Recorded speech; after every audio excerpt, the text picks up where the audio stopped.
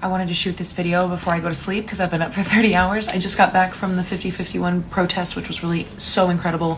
15 to 20,000 people here in DC. And I was really touched by how many elderly protesters there were who, really could kind of just sit this out, but came out to advocate for those of us who have to deal with the consequences of what's happening. And one of the things about Christian fundamentalism is that it teaches American exceptionalism, that America is this great and perfect and wonderful nation. It's a city on a hill because God said so, versus being a nation like any other nation with a lot of skeletons in the closet.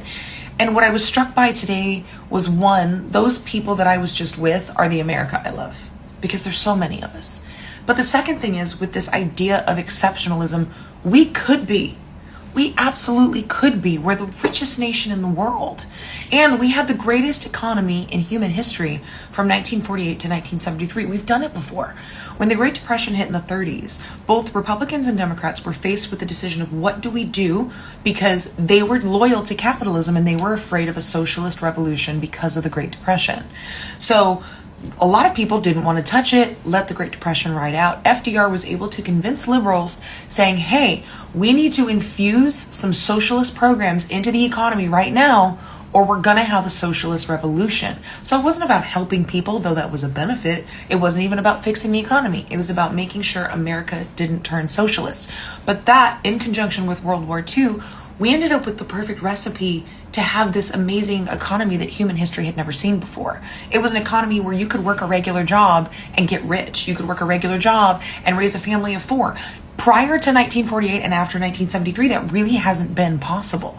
Because prior to that, to get rich, you had to be born rich, marry rich, or win the lottery, or have some kind of groundbreaking invention.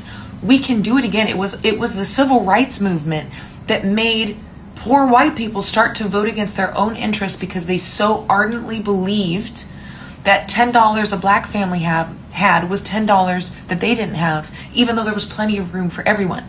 In that time frame, there was so much wealth in the economy. There was a place called Bell Labs where you could be hired to come in and think of possible problems that might occur or that people might encounter. And if you wanted to, you could think of possible solutions to those problems. That was a paid job. And I'm going to talk about this so much more in a long form Patreon video and the podcast episode next week. But we have the ability. And these systems that we're seeing right now are dying. This is an extinction burst. They're dying. They can't last because they're not sustainable.